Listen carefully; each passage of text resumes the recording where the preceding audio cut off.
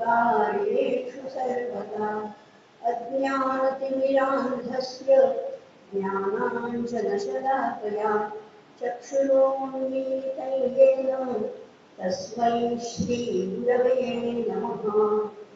केयूरानविभूषयन्ति पुरुषं हारानचन्द्रोज्ज्वलाः न स्नानं न विलेपनं न कुसुमं नालङ्कृतामूर्धजा वाणीकासमलं करोति पुरुषं या संस्कृता धार्यते क्षीयन्ते खलु भूषणानि सततं वाग्भूषणं भूषणम्।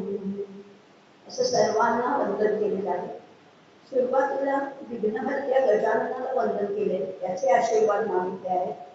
दुसरं वंदन सद्गुरूंना केले, ज्या सद्गुरूंनी अज्ञानरूपी अंधकार नाहीसा केला आणि आमच्या जीवनात ज्ञानाचा प्रकाश फुलवला, अशा सद्गुरूंना मी वंदन करत आहे।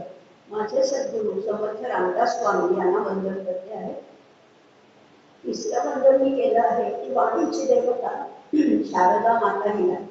पण शारदा मातेची कृपा असेल तरच संवाद साधता येतो, वाणीने बोलता येतं, ते प्रभावी बोलता येतं, त्याच्यासाठी तिची कृपा पाहिजे। आणि म्हणून तिसरं वंदन या सरस्वती मातेला केलेलं आहे। अशा सगळ्यांना वंदन करून आता पुढचं वंदन मी आपल्या सगळ्यांना करते। आपल्या सगळ्या तुम्ही श्रोते म्हणून इथे हजर आहात आणि आपल्या प्रत्येकाच्या हृदयातल्या अंतरात्म्याला मी वंदन करत आहे, आपलेही आशीर्वाद मागत आहे आणि आजच्या विषयाला सुरुवात करत आहे। आज आहे 8 मे 2026। रवींद्रनाथ टागोर, राष्ट्रकवी रवींद्रनाथ टागोर यांची जयंती, आज त्यांचा वाढदिवस आहे। 8 मे, वस्तुतः 7 मेच्या रात्री त्यांचा जन्म झाला। 7 मे 1861 पारतंत्र्याच्या काळातला त्यांचा जन्म आहे। स्वतः रवींद्रनाथ टागोर हे केवळ कवी नव्हते, जरी त्यांना राष्ट्रकवी म्हणत असतो किंवा राष्ट्रगीताचे रचनाकार जरी ते असले तरी ते केवळ त्यांचं तेवढंच क्षेत्र नव्हतं। ते कोण होते? एक व्यक्ती म्हणून ते श्रेष्ठ होतेच, एक देशभक्त होते, तत्वज्ञ होते, कवी होते, नाटककार होते, कलावंत होते, अध्यापक होते। थोडक्यात म्हणायचं झालं तर ते एक पूर्ण पुरुष होते। सगळ्या क्षेत्रांना त्यांनी स्पर्श केला होता। त्यांच्या व्यक्तिमत्वामध्ये अनेक अशा उत्तमोत्तम गोष्टींचा मिलाप आपल्याला पाहायला मिळतो। अशा रवींद्रनाथ टागोरांबद्दल आज आपण थोडासा त्यांचा जीवनचरित्र, त्यांचं तत्वज्ञान, त्यांचं डेडिकेशन, त्यांचं समर्पण आणि त्यांचं काव्य आणि सगळ्यात महत्त्वाचं म्हणजे त्यांचं गीतांजली हा जो काव्यसंग्रह आहे ज्याला पारितोषिक मिळालेलं आहे। आणि आजही रवींद्रनाथ म्हटल्यावर आपल्याला गीतांजलीची आठवण होते। अशा थोडं गीतांजलीबद्दल आणि त्यांचा जो संदेश आहे, आपल्यापर्यंत पोहोचणारा जो त्यांचा संदेश आहे, अशा थोड्याशा वेगळ्या विषयावर आज आपण बोलणार आहोत। त्यांच्या व्यक्तिमत्वामध्ये अनेक पैलू आहेत हे तर आपण पाहिलंच, पण त्याच्याबरोबर त्यांच्या साहित्यामध्ये अनेक गोष्टींचा संगम पाहायला मिळतो। म्हणजे उपनिषदातलं तत्वज्ञान सुद्धा त्याच्यात आहे, बुद्धाची करुणा सुद्धा आहे, प्रज्ञा आहे, पाश्चात्यांचा बुद्धिवाद आहे, वैष्णवांचं प्रेम किंवा भक्ती आहे, येशूचा मानवतावाद आहे आणि सर्व गूढवादी अशा कवींची आंतरिकता, सगळं या सगळ्याचा मिलाप त्यांच्या काव्यामध्ये दिसून येतो। ही सगळी मूल्य त्यांनी आयुष्यभर खरं तर जपलेली आहेत। त्याचबरोबर त्यांनी हे संपूर्ण त्यांचं 80 वर्षाचं आयुष्य, म्हणजे 7 मे 1861 ते 7 ऑगस्ट 1941 एवढा 80 वर्षाचा त्यांचा कालखंड आहे, जीवन प्रवास आहे। एवढ्या सगळ्या प्रवासात त्यांनी आपलं शैशव जपलेलं आहे। वृद्धत्वी प्रौढत्वी निज शैशवास जपणे बाणा कवीचा असे शैशव त्यांनी जपलेलं आहे। अगदी लहान मुलाची जसं कुतूहल असतं, जिज्ञासा असते, ही जिज्ञासा त्यांनी शेवटपर्यंत आपल्यामध्ये टिकवून ठेवलेली आहे। त्यामुळे कुतूहल, जिज्ञासा, आश्चर्याचा भाव आणि सगळ्यात महत्त्वाचं म्हणजे निसर्गाविषयीचं त्यांचं प्रेम फार वेगळं। निसर्गातलं ते तर म्हणतात की निसर्ग हाच माझा रूप आहे। आपल्या नेहमीच्या व्यवहारातल्या शाळेमध्ये ते फारसे रमलेच नाही, शाळेत ते गेलेच नाही, पण तरी सुद्धा ते सुविद्य होते. शाळेत न जाता कसं काय हे त्यांना घडलं हेच आपण आजच्या भागामध्ये जाणून घेणार. एकूणच आयुष्याविषयी त्यांना प्रगाढ अशी आत्मीयता होती. आयुष्य कसं असावं याच्याबद्दल त्यांचे जे स्वतःचे जे विचार होते ते त्यांनी आचरणात आणलेले. त्यामुळे अशी प्रगाढ आत्मीयता होती. या सगळ्या गोष्टी त्यांनी सांभाळून ठेवल्या. आणि हे सगळं करत असताना त्यांची अजोड अपूर्व साधना सुद्धा चालू होती. साधना म्हणजे कुठल्या विशिष्ट देवतेची नाही, कुठल्या कृष्ण राम शंकर ह्या कुठल्याही देवतेची साधना त्यांनी केली नाही. त्यांनी केली तर फक्त निसर्गाची साधना केलेली आहे. आणि ही साधना त्यांची चालू होती. याच्यामध्ये त्यांचे कोणीही शिष्य नाहीये, त्यांचे तसे कोणी गुरु नाहीयेत. निसर्ग हाच गुरु आहे. आणि त्यांचा एकमेव मंत्र असा होता, एकला चलोरे. एकला चलोरे, एकट्याच त्यांचा हा सगळा प्रवास आहे.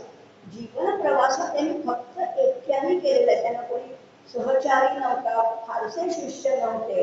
एकट्याचा हा सगळा प्रवास आहे. आणि एक देवर्षी तुल्य असं व्यक्तिमत्व बहराला. गुरुदेव म्हटल्यावर जी मूर्ती आपल्या डोळ्यासमोर येते ती फक्त रवींद्रनाथांची. गुरुदेव नंतर अनेकांना पदवी मिळाली असेल, पण गुरुदेव म्हणल्यानंतर तोंडात शब्द येतात रवींद्रनाथ टागोर.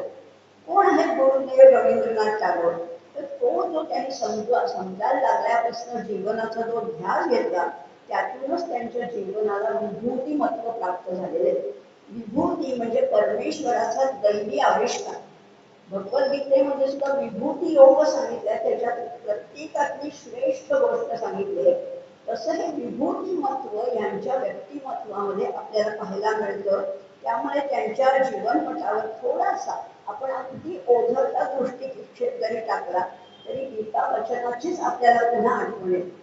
रवींद्रनाथांचं जीवन म्हणजे गीतेचं तत्वज्ञान आचरणात आणलेला युगपुरुष असं म्हणावं लागेल.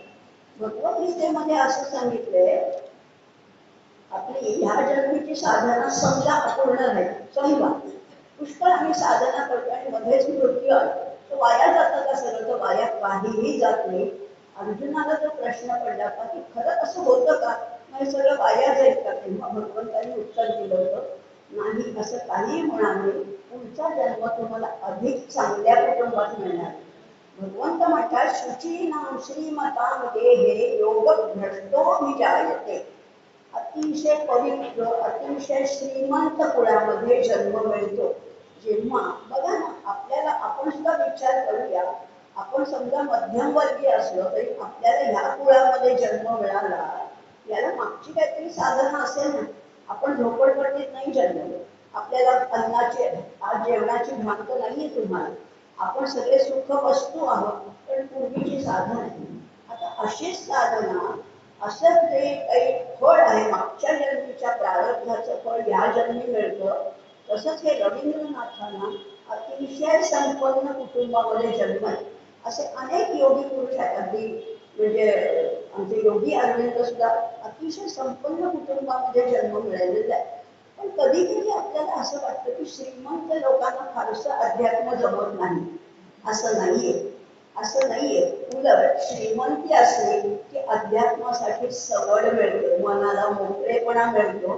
त्यामुळे संपन्न असून सुद्धा अध्यात्माच्या दृष्टीने अतिशय उत्तम वाटचाल केलेले असे हे रवींद्रनाथ टागोर. आणि त्यांचा काय कौटुंबिक इतिहास काय आहे तोही आपण आधी जाणून घेऊया. या टागोर कुटुंबियाचे जे मूळ पुरुष आहेत, ज्ञात असे मूळ पुरुष आहेत, ते आहेत पंचानन कुशारी. नाव त्यांचं पंचानन म्हणजे शंकराचं नाव आहे आणि कुशारी हे त्यांचं आडनाव. पंचानन कुशारी असे ते होते. हे साहसी हा एक तरुण होता.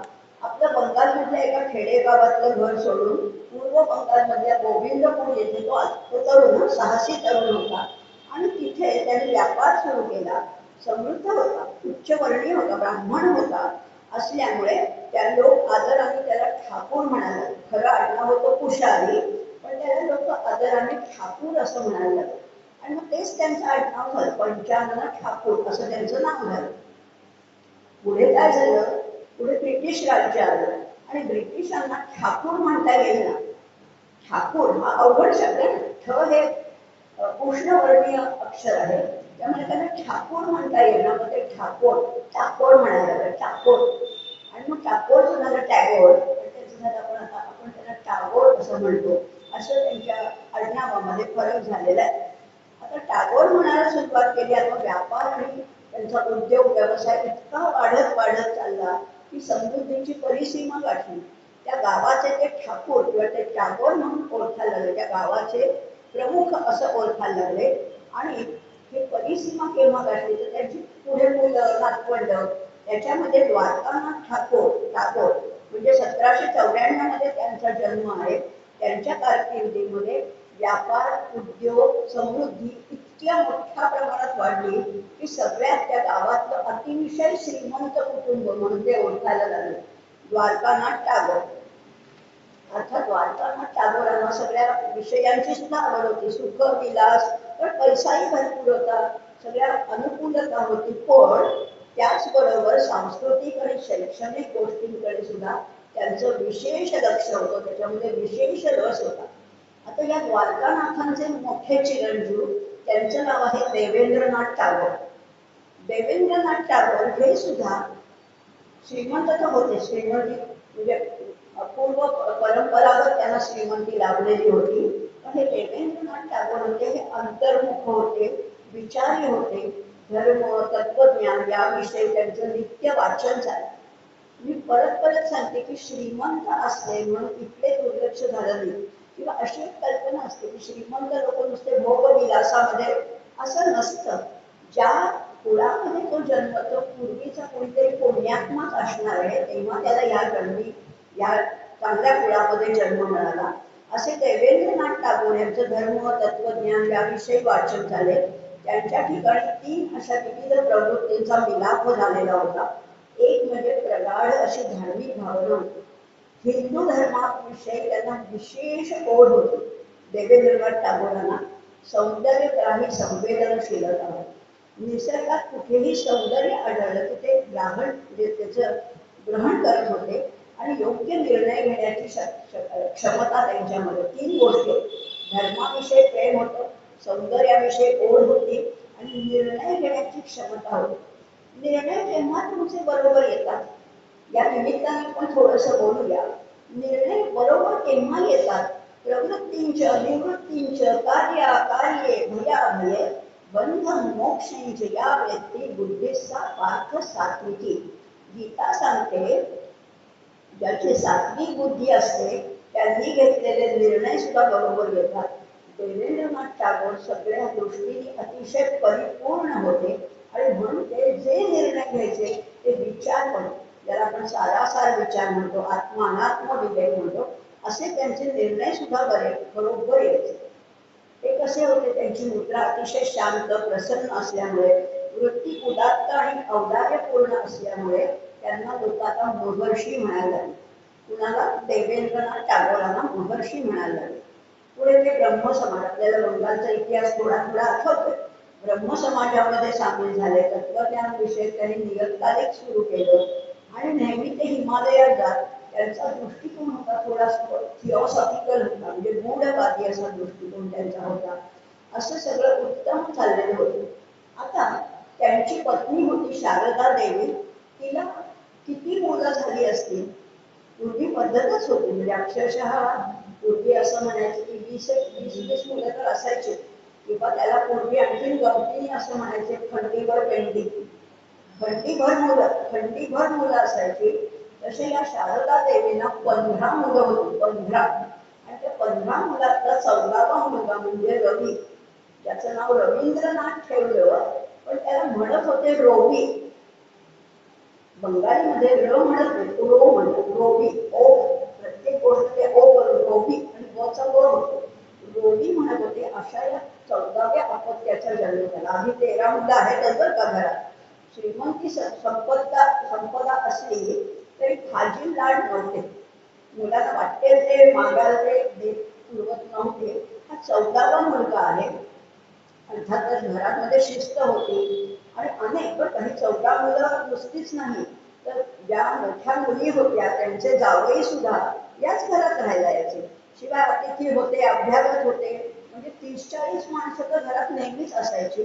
पण सुबत्ता असल्यामुळे कशाची कमतरता नव्हती, पण त्याचबरोबर शिस्त होती. हाजी लाड काहीतरी मागू ते मिळत नव्हतं. शिवाय अनेक नामवंत कवी, नट, संगीतज्ञ आणि पंडित अशा अनेक लोकांची ये जा यांच्या घरात होती. बघा आता चित्र उभं राहिलेलं आहे, मोठा वाडा आहे, बंगाली पद्धतीचा मोठा वाडा आहे. देवेंद्रनाथ टागोर आहेत, त्यांची पत्नी शारदा देवी, 15 मुलं आहेत, अनेक कोळी पाहुणा अतिथी अभ्यागत यांच्यासारखी ये जा चालू आहे. असं अतिशय संपन्न कुटुंब आणि अशा कुटुंबातला हा 14वा मुलगा 7 मे 1861 रोजी जन्माला आला. 7 मे अशा सुसंस्कृत, उत्साहवर्धक आणि बौद्धिक उत्तेजन तसंच रसिक आध्यात्मिकतेच्या समृद्ध वातावरणात हा मुलगा जन्माला आला. थोर परंपरा होती घरामध्ये, परंपरा फार मोठी होती.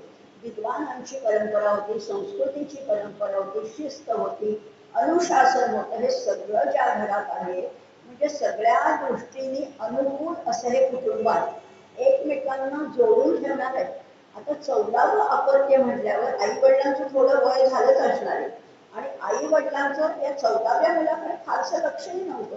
पण मोठी जी मुलं होती, मोठ्या ज्या मुली होत्या, त्यांनीच या रवींद्रनाथाचं किंवा रोमीचं पालन पोषण या मुलींनी त्यांच्या मोठ्या भावंडांनीच केलं. तर पूर्वी अशीच पद्धत होती, वडील भाऊ म्हणजे वडिलांसारखाच असायचा. त्यामुळे ह्यांचे जे मोठे भाऊ होते ह्या सगळ्यांनी त्याचं पालन पोषण केलेलं आहे.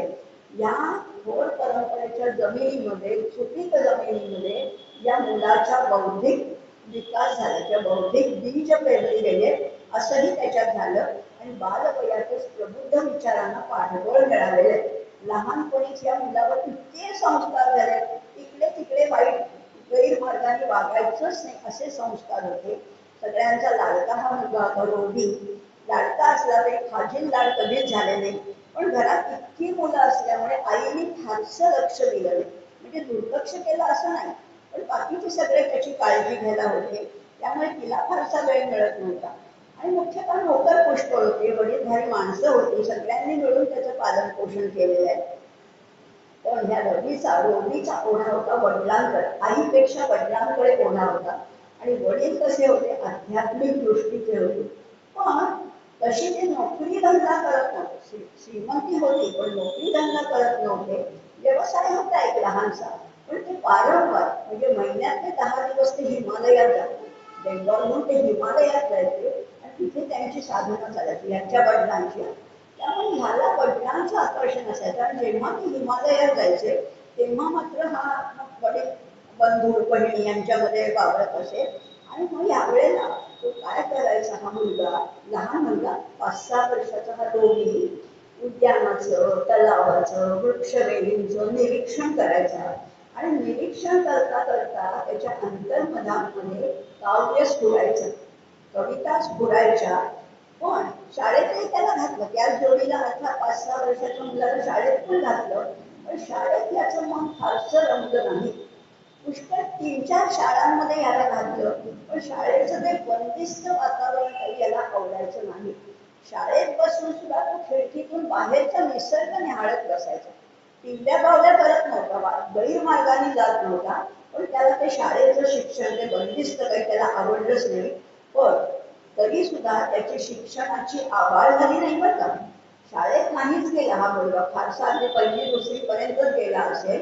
पण त्याची मोठी भावंड जी होती त्या सगळ्यांनी उत्तम शिक्षण घेतलेलं होतं. आणि मग त्या सगळ्यांनी ठरवून घरातच शिक्षकांना बोलवायचं आणि ह्याच्या मनाप्रमाणे, ह्याच्या मताप्रमाणे ह्याचं शिक्षण सुरू झालं होतं. पण शिक्षण कसं, हे निसर्गाच्या सानिध्यात. आपण जे शांतिनिकेतन म्हणतो याची सुरुवात किंवा याची बीज या रौलीच्या मनामध्ये केव्हा पेरली गेली, अगदी बालपण, अगदी बालपण, अगदी अरुणोदय होतंय, सूर्योदय होतंय तोपर्यंत याच्या शिक्षणाला सुरुवात व्हायची. पहाटे उठवायचे वडील भाऊ, त्याला पहाटे उठवायचे. मग व्यायाम, स्नान, संध्या हे सगळं झाल्यानंतर त्याच्या अभ्यासाला सुरुवात व्हायची. मग त्याच्यात शरीर विज्ञान आहे, गणित आहे, त्याच्यानंतर बंगाली संस्कृत भाषेचा अभ्यास आहे. हे सगळे शिक्षक त्याला घेऊन काही काही शिकवायचे, त्याच्या कला निघायचे. त्यामुळे ते शिक्षण त्याला आवडलं आणि ग्रहण क्षमता असल्यामुळे ते त्यांनी लगेच आत्मसात सुद्धा करायचा हा मुलगा. संध्याकाळी त्याला शारीरिक शिक्षण असेल, चित्रकला असेल, व्याकरण असेल, वाक्यरचना, निबंध याचाही अभ्यास चालत असेल. म्हणजे फक्त शाळेचे विषय नाही, याच्या व्यतिरिक्त त्याचे जे छंद होते, त्याच्या ज्या कला होत्या त्यांनाही प्रोत्साहन देत होते. आता असं शिक्षण ह्याचं चालू होतं. दिसायला कसा होता हा मुलगा? तर शांत होता. 5-6 वर्षाच्या मुलाचं शिक्षण चालू झालं, 10-12 वर्षाचा हा मुलगा झालाय. आता शरीरामध्ये सुद्धा थोडे थोडे बदल होत होते, पण दिसायला अतिशय देखणा. पण देखणा म्हणजे प्रभावी नाही बरं का. देखणं पण कसं होतं, त्याचं सात्विक देखणे पण होतं. म्हणजे भव्य कपाळ होतं, विशाल तेजस्वी असे डोळे होते, लांब धारदार नाक होतं, रामदुर्गी गव्हाचा जसा चमकदार रंग गव्हाळ रंग होता, उघड रेखीव चेहरा होता, उंच सडपातळ बांधा होता, अशी त्यांची शरीराची ठेवण होती. आणि त्याला साजेसा, लक्षात घ्या, त्याला साजेसा सुरेल आणि नितळ असा आवाज होता. आवाज अतिशय गोड होता, थोडासा, अगदी थोडासा बायकी आवाज होता. कारण वर्तणूक आचरण असं होतं, अतिशय सौम्य होतं. त्यामुळे कुणावर रागावून बोलणं, हार्श बोलणं हे त्यांना शक्यच नव्हतं. त्यामुळे त्यांचा आवाज होता थोडासा बायकी होता. त्यामुळे इतर मुलं थोडीशी चिडवायची, त्यांना बाईजी बाईजी म्हणायची. पण त्यांच्या त्या आवाजामुळे कुठेही त्यांच्या एकूण व्यक्तिमत्वामध्ये बाधा आलेली नाहीये. प्रकृती अतिशय निरोगी. घरामध्ये सात्विक वातावरण, सात्विक अन्न आहे, सात्विक आहार विहार विचार सगळं असल्यामुळे प्रकृती इतकी निरोगी की जवळजवळ त्यांना आयुष्यामध्ये औषध लागलंच नाही. खरंच बघा, आपणच आपलं डॉक्टर असतो. खरं तर आपली जीवनशैली जितकी आपण उत्तम ठेवू, तेवढे रोग आपल्या शरीरात यायला घाबरतात. असं यांचं वातावरण असल्यामुळे औषध जवळजवळ लागलंच नाहीये. याशिवाय त्यांना 2 दैवी गुण जन्मजात लाभलेले होते. रवींद्रनाथांना 2 दैवी गुण लाभले होते. एक म्हणजे अभयम आणि दुसरं सत्व संशुद्धी. गीतेच्या दैवी गुणाच्या 16व्या अध्यायाचे पहिलेच 2 गुण आहेत, अभयम सत्व संशुद्धी. कशाचीही त्यांना भीती वाटली, कशाचीही भीती नाहीच. एक तर सुरक्षित कुटुंबात होते, निसर्ग त्यांचा मित्र होता, भीती कुणाची वाटली, भीती नाहीच. आणि अतिशय सात्विक, अतिशय सत्व संशुद्धी युक्त वातावरण. त्यामुळे तोच गुण त्यांच्यामध्ये अतिशय पुरेपूर भरलेला असा होता, अभयम सत्व संशुद्धी. असा जो मनुष्य असतो त्याच्याकडे अभय आणि सत्व संशुद्धी, तो साहजिकच जे जे उत्तम उदात्त उन्नत महन मधुरते येते त्याच्याकडे ओढला जातोच. सौंदर्य जिथे दिसेल, जिथे उत्तमता दिसेल, जिथे मांगल्य असेल तिथे तो ओढला जायचा आणि इतर गोष्टींकडे पाठ ठेवायचा. बघा व्यक्तिमत्व कसं घडत चाललेलं आहे. पूर्वजांचं पुण्य इतर आहेच आहे, पण ह्या मुलांनी स्वतःला घडवलेलं आहे. शाळेत शिक्षण न घेता सगळं शिक्षण त्यांना घर बसल्या मिळालेलं आहे. आणि अर्थातच ग्रहणशक्ती उत्तम असल्यामुळे त्यांनी ते आत्मसात केलं. अशा माणसाला वाईट गोष्टी आवडतच नाही, मलिन गोष्टी रुचतच नव्हत्या. त्याच्या भाग्याने घरात नव्या जुन्या अनेक गोष्टींचा संगम होता. जुन्या परंपरा होत्या, जुना वाडा होता, मोठा पुष्कळ खोल्या असलेला मोठा वाडा, मध्ये अंगण, अतिशय डौलदार असं त्यांचं घर होतं. पण त्याचबरोबर आधुनिक परंपरा सुद्धा होती. घरामध्ये जेवणासाठी टेबल होतं, पूर्वीची पद्धतीप्रमाणे तशा पंगत सुद्धा असायची, पण टेबल सुद्धा होतं. काही नवनवीन वैज्ञानिक गोष्टी सुद्धा त्यांच्या घरात होत्या. अनेक भाषा बोलल्या जात होत्या यांच्या घरामध्ये. अनेक प्रकारचे लोक यायचे, त्यामुळे बंगाली आहे, पर्शियन आहे, संस्कृत आहे, इंग्रजी आहे, अशा सगळ्या भाषा बोलल्या जायच्या. काव्य शास्त्र संगीत विनोद नाट्य यांना तिथे मानाचं स्थान. येत आहे तुमच्या डोळ्यासमोर चित्र, अतिशय उत्तम चांगले चांगले काव्यशास्त्र विनोदेन कालो गच्छति धीमता व्यसनेन च मूर्खाणां निद्रया कलहेन असं म्हटले. संस्कृत सुभाषित फार सुंदर आहे. आपल्या सगळ्यांच्या दिवसाला 24च तास आहेत की नाही? सगळ्यांच्या दिवसाला 24च तास आहेत, पण बुद्धिमान माणसं आपला वेळ कशात घालवतात? काव्य शास्त्र विनोदामध्ये घालवतात. पण मूर्ख माणसं त्यांच्याकडे तेच 24 तास असतात, पण ते कशात घालवतात? निद्रया कलहेन वा, निद्रेमध्ये, भांडणामध्ये किंवा आळसामध्ये वेळ घालवतात. पण सज्जन लोक सुजन लोक काय करतात तर काव्यशास्त्र विनोद, आणि ह्याची इथे त्यांच्याकडे अगदी रेलचेल होते, भरपूर काव्यशास्त्र विनोद, कोडी घालायची, रिड्यूस घालायची, पझल घालायची, ती सुद्धा बुद्धीला पुराव देणारी होती. असं सगळं फार सुंदर वातावरण होतं. शिवाय धर्मकारण, राजकारण, समाजकारण याविषयी चर्चा होत असे. कलकत्त्यात येणारे अनेक पंडित किंवा कलाकार आपलं कौशल्य तिथे सादर करायचे. तर श्रीमंतांकडे आपल्या जे समजा जर का ते कलेचे उपासक असतील, गुणग्राहक असतील, तर तुम्हाला त्याची बिदागी आणि थोड्या पूर्वी कसं राजांकडे जायचे ना विद्वान कलाकार, की राजा त्यांच्या गुणाची किंमत करून त्यांना काहीतरी बिदागी द्यायचा. तसं यांच्या घरी अनेक लोक यायचे, त्यामुळे वातावरण इतकं सुसंस्कृत होतं, कला ज्ञान सगळं मिळत होतं. जे पाहिलं ऐकलं ते कल्पनेने ते हा फुलवायचा रोगी, सौंदर्य टिकण्याची दृष्टी त्यांना लागली होती. असं त्याचं बालपण अतिशय मजेत चाललं होतं. हा मुलगा होता तो अंतर्मुख होता, थोडा शाय होता, आजच्या भाषेत म्हणायचं तर बुजरा होता. पण हळूहळू या सगळ्या लोकांशी बोलता बोलता त्याचं बुजरे पण कमी झालं आणि त्याच्यामध्ये आत्मविश्वास निर्माण झाला. इथपर्यंत आता हे बालपणाचं आपण पाहिलं. आता त्यांचे मोठे बंधू पुष्कळच मोठे होते, वयाने म्हणा, ज्ञानाने म्हणा, मानाने म्हणा. एक त्यांचा मोठा भाऊ ICS करण्यासाठी लंडनला गेला होता, बॅरिस्टर होण्यासाठी, ICS होण्यासाठी लंडनला गेला होता. आणि त्यांनी या रोबीला सांगितलं तू पण ये, तुला पण मी बॅरिस्टरचं शिक्षण तिथे देतो आणि आपण विलायतेमध्ये राहू, माझं घर आहे तिथे, ये तू. आणि त्याप्रमाणे हा रोबी थोडासा 16-17 वर्षाचा झाल्यानंतर विलायतेला गेला, लंडनला गेला. पण त्याविषयी त्यांना फारशी आस्था नव्हती. पण बॅरिस्टर म्हणून काय करायचंय तर पैसे मिळवायचे, पैशामध्ये अजिबातच रस नव्हता. त्यामुळे ते म्हणाले की मला बॅरिस्टर पदवीमध्ये रस फारसा नाहीये, पण तरी सुद्धा विलायतेला ते 17 महिने आपल्या भावाकडे राहिले. मात्र त्यांना जरी आस्था नव्हती आणि चौकटीतलं शिक्षण मान्य नव्हतं, पण त्यांनी तिथे आपल्या आवडीच्या क्षेत्रातलं ज्ञान मिळवलं. ज्याला खरंच काहीतरी ग्रहण करायचं असतं तो जिथे जाईल तिथे, त्या लंडनमध्ये सुद्धा त्यांनी निसर्ग किंवा शेक्सपियरची नाटकं वाचली, अभ्यासली, हेनरी मॉडले यांचे इंग्रजी साहित्यावरची व्याख्यानं ऐकली, इंग्लंडच्या मुक्कामात त्यांनी शब्दांचं निरुक्त आणि त्याच्या सिद्धी याविषयी अभ्यास केला. निरुक्त हा 6 अंग जे आहेत वेदांचे त्याच्यातला एक भाग आहे बघा, निरुक्त म्हणजे एपिटॉमॉलॉजी ज्याला म्हणतात.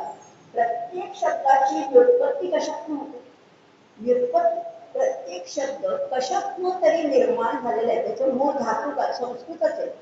बऱ्याचशा ह्याची संस्कृत किंवा ग्रीक किंवा रोमन हीच त्याचं उत्पत्ती स्थान आहे. पण ते काय आहे याचा त्यांनी सगळा अभ्यास केला, निसर्गाचा अभ्यास केला आणि पाश्चात्य संगीताचा सुद्धा अभ्यास केला. त्यामुळे विलायतेतलं 17 महिन्याचं जे त्यांचं वास्तव्य होतं त्याच्यात त्यांनी बॅरिस्टर पदवी काही मिळवली नाही, पण पुढच्या वाटचालीच्या दृष्टीने हे 17 महिने त्यांना अतिशय उपकारक ठरले. इथपर्यंत आपल्याला समज तरुण वय आहे.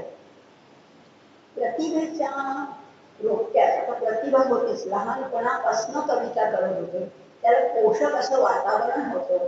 पण हे रोग आणखी फोफावण्यासाठी अनेक गोष्टींची आवश्यकता असते. असा प्रकाश, अशी हवा, असं आकाश लागतंच. पण त्याखेरीज थोडंसं कौतुक, थोडी माया पण पाहिजे. बघा आता काय एकूण आपण आता बघतोय त्यांचं जीवन प्रवास कसं. प्रतिभा होती, त्याला उत्तम पोषक वातावरण होतं, अनेक कलाकार, अनेक नाट्य कलाकार, कलावंत, चित्रकार असे त्यांच्या घरी यायचे. सगळं उत्तम वातावरण होतं, पण थोडं कौतुक पाहिजे, थोडी शाबासकी पाहिजे, कुठेही पहिल्याच प्रोत्साहन पाहिजे. ते कुठे मिळालं त्यांना, हे प्रेम आणि प्रशंसा त्यांना मोठ्या बहिणी होत्या त्यांच्याकडनं मिळालं की तू छान करतोस ना, छान कविता लिहिली. पण त्याहीपेक्षा त्यांची जी वहिनी होती कादंबरी देवी, ही कादंबरी देवी, आणि पूर्वी वहिनी आणि दीराचं नातं फार गोड होतं. दीर आणि बहीण, धाकटा दीर आणि मोठी वहिनी, अगदी आई मुलासारखंच त्यांचं नातं होतं. या कादंबरी देवीने या मुलाला इतका लळा लावला, इतकं प्रोत्साहन दिलं, इतकं छान कौतुक करून त्याच्या त्या प्रतिभेच्या रोपाला खत पाणी घातलं. आणि एकूण दोघेही साधारण समवयस्क, थोडीशी मोठी होती, 4-5 वर्षांनी ती वहिनी मोठी होती. त्यामुळे तेही केलं, कधी स्तुती करून, कधी वडीलकीच्या नात्याने, कधी रागावून, कधी सुनावून, ती त्यांना इष्ट प्रोत्साहन देत असे. आणि त्याच्यामुळे त्यांची कविता जी बहरली, सृजनशक्तीला बहर आली. त्यानंतर त्यांनी एक नाटक लिहिलेलं आहे जे आपल्याला अजिबातच माहिती नाहीये. वाल्मिकी प्रतिभा नावाचं नाटक आहे. वाल्मिकींची प्रतिभा कशी बहरली. वाल्मिकींचं माहिती आपल्याला कदाचित ऐकलं असेल की अनुष्ठुप छंदाचा शोध वाल्मिकींनी लावलेला आहे. क्रौंच पक्षाचं मिथून पाहत असताना त्यांच्या मुखातून जे शब्द बाहेर पडले तो अनुष्ठुप छंद होता. या वाल्मिकींच्या, आणि खरंच आहे वाल्मिकी कवी वाल्मिका सारखा मान्य ऐसा नमस्कार त्या सद्गुरु रामदास असं म्हणतो ना आपण. वाल्मिकी कवींची जी प्रतिभा आहे याच्यावर एक महानाट्य लिहिलेलं आहे. सगळ्याच बेंगॉली कलाकारांनी, बेंगॉली लेखकांनी, आमच्या अरविंद, योगी अरविंदांनी सावित्रीवर महाकाव्य लिहिलेले, ज्यांनी वाल्मिकीवर लिहिलेले. सगळेच बेंगॉली लोकांना या पुराणाचं फार मोठं आकर्षण होतं. असे वाल्मिकी प्रतिभा नावाचं संगीत प्रधान नाटक लिहून त्यांनी ते प्रसिद्ध केलं. असं हे 70 वर्ष, 80 वर्षातले 70 वर्ष यांची ही प्रतिभा सरिता वाहत होती. ते देशभक्त होते, ते तत्वज्ञ होते, ते समाज सुधारक होते, अनेक संस्थांचे ते शिल्पकार होते. संस्था तर आपल्याला माहिती, शांतिनिकेतन ही महत्वाची संस्था आहे. त्याच जोडीला श्रीनिकेतन ही, विश्वभारती, अशा अनेक संस्था त्यांनी निर्माण केलेल्या आहेत. असे अनेक. आता कौटुंबिक पार्श्वभूमी थोडी आणखीन बघूया आणि मग त्यांच्या प्रतिभेकडे वळूया. आता 1861 साली जन्मलेला मुलगा, 7 मे 1861, त्याचा विवाह त्याच्या 22व्या वर्षी 1883च्या डिसेंबरमध्ये भवतारिणी नावाच्या मुलीशी झाला. त्या मुलीचं नाव तो भवतारिणी. काय सुंदर नाव आहे. बेंगॉली नावही सुंदरच असतात. या भवसागरातनं तारून येणारी ती भवतारिणी, अशा मुलीचं विवाह झाला. पण त्यांनी तिचं नाव बदलून मृणालिनी ठेवलं. मृणालिनी हे नाव ठेवलं. आणि योगायोग असा आहे की योगी अरविंदांच्या पत्नीचं नाव सुद्धा मृणालिनीच. मृणालिनी हे खास बेंगॉली नाव आहे. तिचं शिक्षण अतिशय बेताचं होतं. ती लहान होती, पुष्कळच लहान होती, परंतु तरीही त्यांचा संसार सुखाचा झाला. त्यांना 4 मुलं झाली. 1886 साली बेला नावाच्या कन्येचा जन्म झाला. त्या मुलीचं नाव त्यांनी बेला ठेवलं. 1888 साली त्यांना मुलगा झाला. त्याचं नाव त्यांनी ठेवलं रथींद्रनाथ.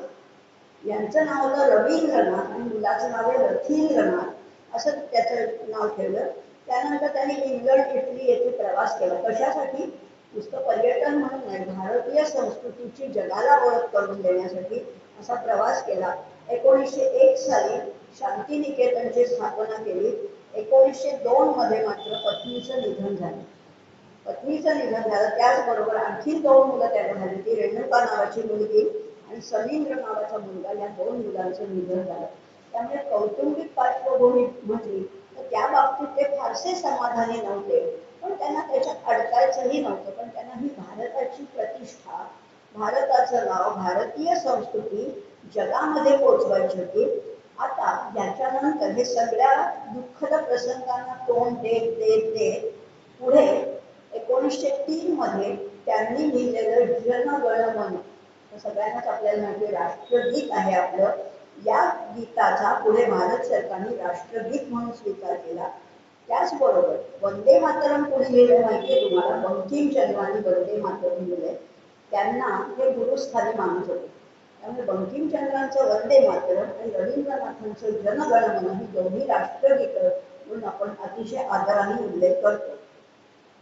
असे हे रवींद्रनाथ प्राचीन भारतीय साहित्याचे सूक्ष्मदर्शी आणि चाणाक्ष अभ्यासक होते. विश्वामित्र आणि वसिष्ठ यांची स्वभाव वैशिष्ट्य आणि कार्यप्रणालीचा त्यांचा अभ्यास होता. वसिष्ठ आणि विश्वामित्र हे दोन्ही ऋषितुल्य व्यक्तिमत्व. वसिष्ठांचं तर मला स्वतःला सुद्धा अतिशय आदर आहे. पण वसिष्ठांनी एक गोष्ट सांगितली आहे की स्वयं अनुशासन केलं तर हा देश सुखी होणार. काय करायचं? आणि आमची गीता सुद्धा हेच सांगते, नियतान कुरु कर्मत्व.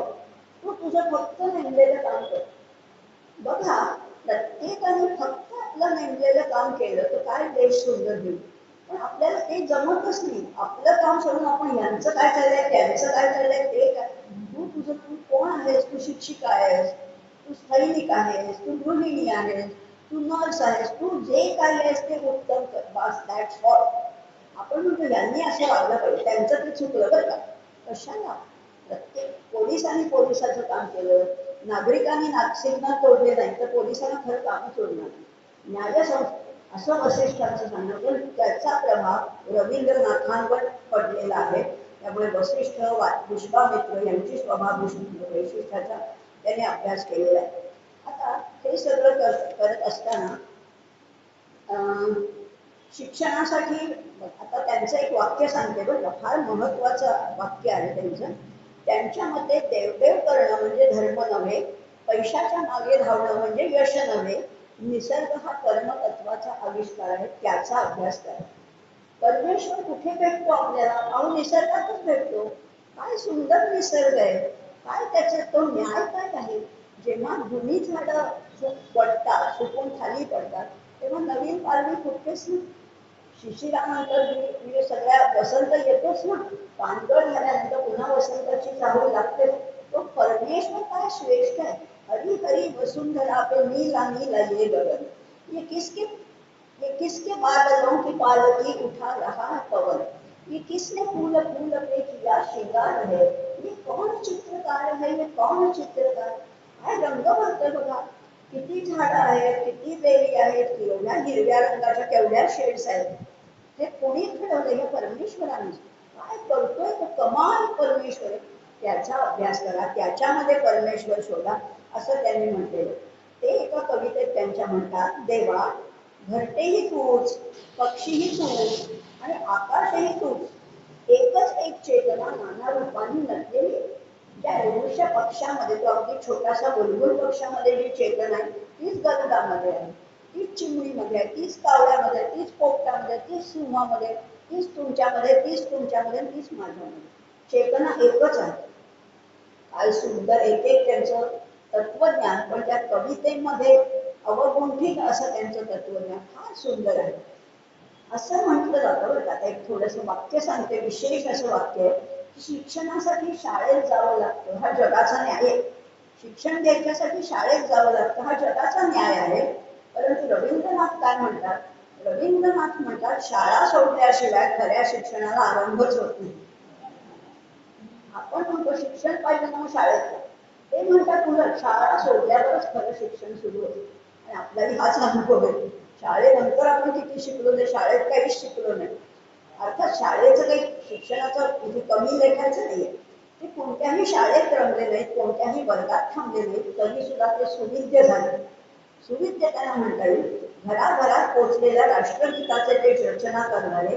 1000 कविता आहेत बरं का त्यांच्या. 1000 कविता आहेत, 2000 गीतं आहेत, कादंबऱ्या आहेत, नाट्य आहेत, समीक्षा आहेत, निबंध आहेत, प्रबंध आहेत, पत्र आहेत, प्रवास वर्णन आहेत.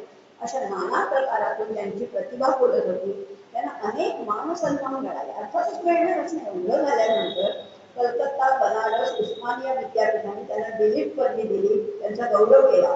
ऑक्सफर्ड विद्यापीठाने त्यांना 7 ऑगस्ट 1940 रोजी डॉक्टरेट ही पदवी दिली.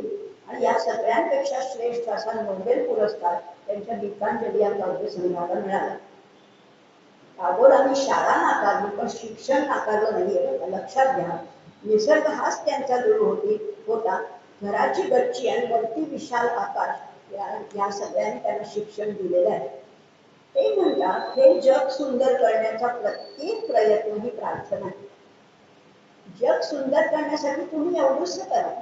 बघा, आपण विचार करूया, हे जग तुम्ही जन्माला आलात तेव्हा असं होतं का? तुम्ही म्हणताय आमच्या लहानपणी असं होतं, पुण्याचे रस्ते मोकळे होते, आता कोणी भरले? अहो आम्ही नाही. तुम्ही म्हणाल अहो आम्ही नाही. आपण आहोत ना त्याच समाजाचा एक अंश. मग हे पुन्हा जीवन सुंदर करण्याचं एवढंच. आपण ते सगळं शहर स्वच्छ करू शकत नाही. आपल्या परीने कमीत कमी कचरा करणं हे तर आपलं कर्तव्य. त्यामुळे जग सुंदर करण्यासाठी केलेला प्रत्येक प्रयत्न म्हणजे त्याची प्रार्थना आहे. प्रसन्नतेशिवाय प्रसाद मिळत नाही. आर्तते वाचून आरती नाही, पूज्यते वाचून पूजा नाही. मोक्ष हा समर्पणात आहे. रवींद्रनाथ म्हणतात, पहिल्यांदा लीन व्हा, मग विलीन व्हा आणि मग एकरूप व्हा. शिक्षण म्हणजे केवळ ज्ञान संचय नाही, निसर्गाच्या सानिध्यातच मनाचा विकास होतो आणि निसर्ग आपल्याला समरस व्हायला शिकवतो. भारतात पूर्वी मोठ्याने गुरुकुलं होती. त्या केवळ शिक्षण संस्था म्हण किंवा पाठशाळा नव्हत्या. ती एकत्र कुटुंब होती. तेथे मुलांना शाश्वत जीवनाचं ज्ञान मिळत असत. लक्षात घ्या, आजची जी मोठाली इंटरनॅशनल स्कूल्स आहेत आणि पूर्वीची गुरुकुल, त्याच्यामध्ये जमीन आसमानाचा फरक आहे. आणि फी काहीच नाही. गुरुकुलामध्ये फी नाही, डोनेशन नाही, कॅपिटेशन नाही, ऍडमिशन काही कुठलीही फी नाही. तुमचं शिक्षण पूर्ण झाल्यानंतर तुम्हाला योग्य वाटेल ती दक्षिणा द्यायची गुरु. बाकी हे एवढे एवढे लाख दिल्याशिवाय प्रवेश नाही असं काही नव्हतं. आताच्या या शाळा म्हणजे फक्त कारकून घडवणाऱ्या, पूर्वी एक उत्तम माणूस घडवणारी गुरुकुलं होती.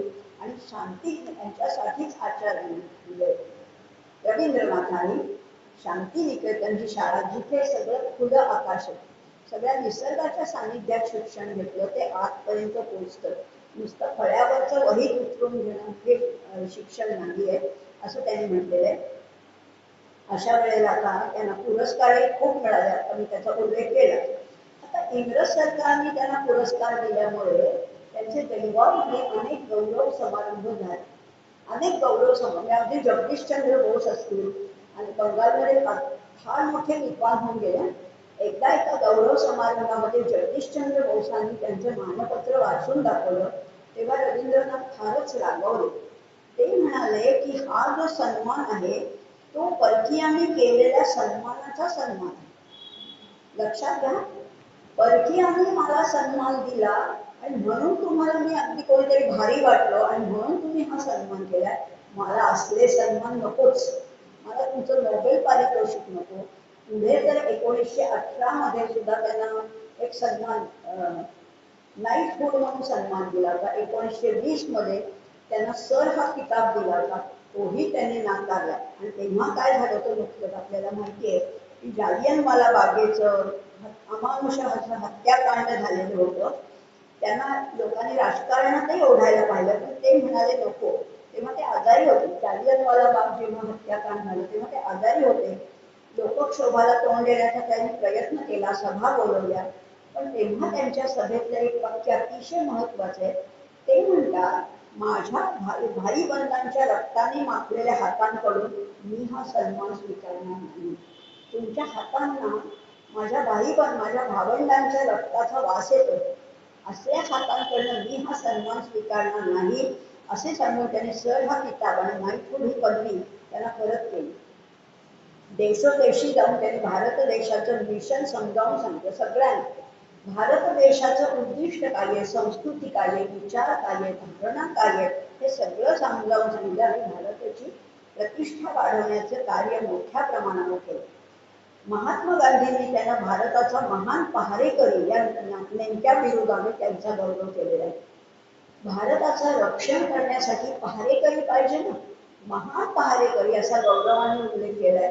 आणि तेच आमच्या मोदींना म्हणजे त्यांचे दुश्मन आहेत ते म्हणतात चौकीदार चोर.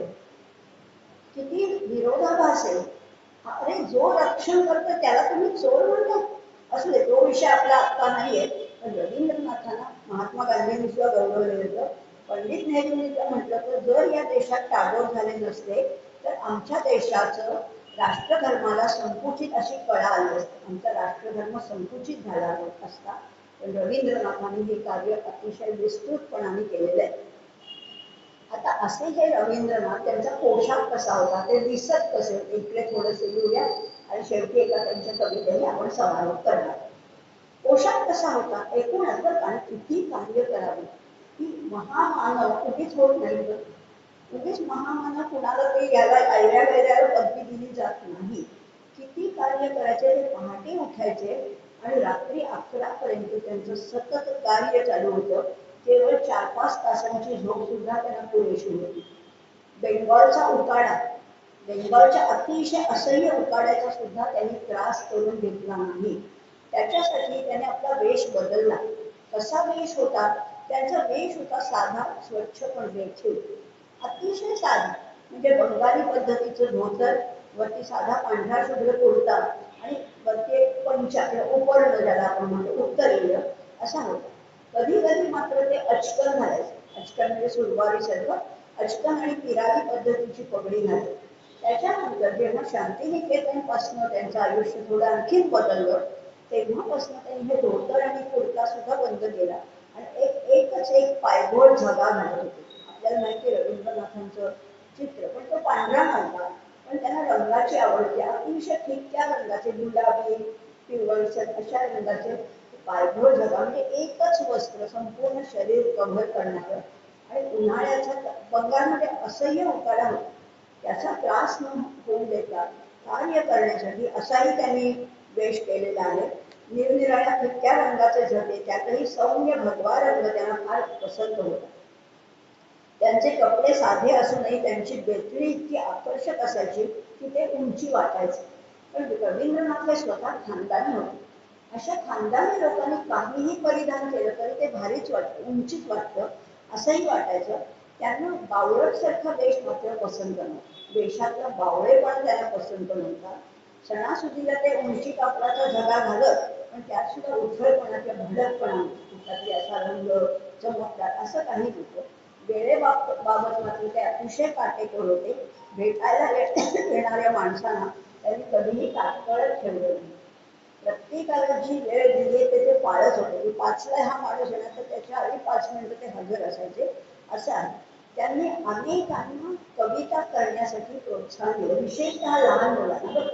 लहान मुलं कधी कधी गमतीशीर बोलतात ना, आणि ते गमतीशीर बोलण्याला सुद्धा एक ताल द्यायचे, एक सूर द्यायचे आणि म्हणायचे, अरे तू छान कविता केलीस की.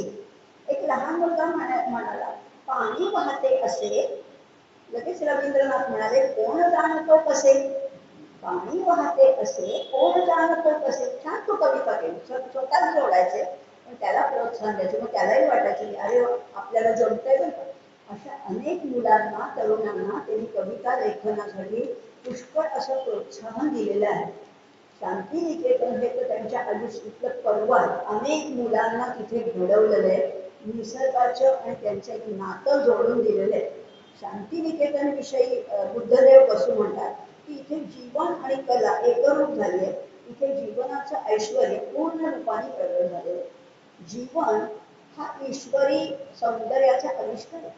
आपल्या जीवनाचं काय सौंदर्य आहे. रोज उगवणारा सूर्य पाहावा, मावळतीचा सूर्य पाहावा, काय सुंदर चंद्राची कोर काय छान दिसते. शांत काळोख्या रात्री सुद्धा एक सौंदर्य अनुभवता येतं. झऱ्याचं संगीत, झऱ्याचा खळखळ आवाज ऐकताना त्या निर्झराचं संगीत आपल्याला मिळालं पाहिजे, असा हा आविष्कार रवींद्रनाथांनी आपल्या मुलांना, आपल्या विद्यार्थ्यांपर्यंत हा पोहोचवलेला आहे. आणि शांतिनिकेतन स्थापन झाल्यानंतर 30 वर्षांनी त्यांनी म्हटलेलं आहे, मानव जातीचं आध्यात्मिक ऐक्य हेच माझं उद्देश आहे, ध्येय आहे. निरनिराळ्या देशांच्या संस्कृतीचे लोक एकत्र येऊन विचार करू शकतील असं हे केंद्र आहे. जगाने जर हे मान्य केलं तर माझे जीवित कार्य सफल झालं असं मी मानते. शांतिनिकेतनमध्ये असं व्यावहारिक शिक्षण नाही, डॉक्टर, इंजिनियर, आर्किटेक्ट हे नाही, पण माणूस घडला की त्याच्यातली जी अंगभूत जी कला आहे ती बाहेर येते. जेव्हा त्याला कॉन्फिडन्स येतो, आत्मविश्वास येतो, जेव्हा त्याच्या प्रतिभेला, कलेला तुम्ही प्रोत्साहन देता, असे अनेक कवी, कलाकार, चित्रकार या शांतिनिकेतनमधून बाहेर पडलेले. एकूणच त्यांना भारत देश आणि जनतेविषयी जिव्हाळा होता. ते म्हणायचे, माझा देश कितीही गंगार, दुःख, अज्ञानाने भरलेला असला तरी मला अतिशय प्रिय आहे. आपल्याच भावना घ्या, देवाने मला पुन्हा पुन्हा याच देशात जन्माला घाला. बाकीच्या कुठल्याही वैभवाची त्यांना अपेक्षा नव्हती, इच्छा नव्हती. पुन्हा पुन्हा जर जन्म मिळाला तर याच देशात मिळावा असं म्हटलेलं आहे. आणि त्या सर हा पुरस्कार सुद्धा त्यांनी परत केलेला आहे. अशा या रवींद्रनाथांचं चरित्र आपण थोडं थोडं समजावून घेतो. त्यांची एक कविता शेवटची वाचते आणि मग आपण समारोप करूया. काय म्हणतात, किती किती सौम्य शब्दामध्ये परमेश्वराकडे काय मागावं. आपल्याला परमेश्वर प्रसन्न झाला तर आपण काय मागू, काहीतरीच मागू. एवढे पैसे दे, एवढी सत्ता दे, एवढं वैभव दे, अशी मुलं, काही नको हो. रवींद्रनाथ काय म्हणतात, विपत्तीमध्ये, विपत्ती येतातच माणसाला, विपत्तीमध्ये माझं तू रक्षण कर ही माझी प्रार्थना नाही. तू काही माझ्या रक्षणासाठी नेमलेला नाहीये. विपत्तीमध्ये माझं तू रक्षण कर ही माझी प्रार्थना नाही. विपत्तीमध्ये मी भयभीत होऊ नये ही माझी इच्छा आहे. दुःखाने व्यतीत झालेल्या माझ्या मनाचं तू सांत्वन करावंस ही माझी अपेक्षा नाही. दुःखावर मला जय मिळवता यावा ही माझी इच्छा आहे. जगात समजा माझं नुकसान झालं, केवळ फसवणूकच माझ्या वाट्याला आली, तर माझं मन खंबीर राहावं ही माझी इच्छा आहे. माझं तारण तू करावंस, मला तारावंस ही माझी प्रार्थना नाही. तारून जाण्याचं सामर्थ्य माझ्यातच असावं ही माझी इच्छा आहे. माझं ओझं तू हलकं करून माझं सांत्वन केलं नाहीस तरी चालेल, माझी तक्रार नाही. ते ओझं वाहण्याची शक्ती मात्र माझ्यात असावी हीच केवळ इच्छा आहे. सुखाच्या दिवसामध्ये नतमस्तक होऊन मी तुझा चेहरा सतत ओळखावा, आणि दुःखाच्या रात्री जेव्हा सगळं जग माझी फसवणूक करेल, तेव्हा तुझ्याविषयी माझ्या मनामध्ये शंका उत्पन्न होऊ देऊ नको, एवढीच माझी इच्छा आहे. काय उदात्त मागणं, मागणं असावं तर हे असं असावं. आपण सुद्धा मागताना परमेश्वराला तू माझ्यासाठी काही कर असं मानायचंच नाहीये. माझी शक्ती, माझं सामर्थ्य, माझी सहनशक्ती सुद्धा इतकी वाढवते, या बाकीच्या गोष्टींचं मला काही वाटणारच नाही. मला तुझ्यामध्ये मिसळून जायचं. या मनुष्यत्वाकडे, आपण आता पशुत्वाकडनं मनुष्यत्वाकडे आलोय. मनुष्यत्वाकडनं आपल्याला देवत्वाकडे जायचं असेल तर आपल्याला देवासारखेच, देवाचेच गुण आपल्या अंगात आले पाहिजे. एवढंच त्याला मागायचं. मला उगीच पैसा देण, वैभव देण, हे मंत्री पद देण, ते नको आपल्याला. मला मोठं पाहिजे. मला मानवातली सर्वोच्च मूल्य माझ्यामध्ये आत्मसात करायचे. एवढंच मागणं त्याच्याकडे मागूया आणि विश्व प्रार्थना करूया. सर्वे सुखिनः सन्तु, सर्वे सन्तु निरामयाः, सर्वे भद्राणि पश्यन्तु, मा कश्चित् दुःखमाप्नुयात्. ओम शांति शांति शांति. धन्यवाद.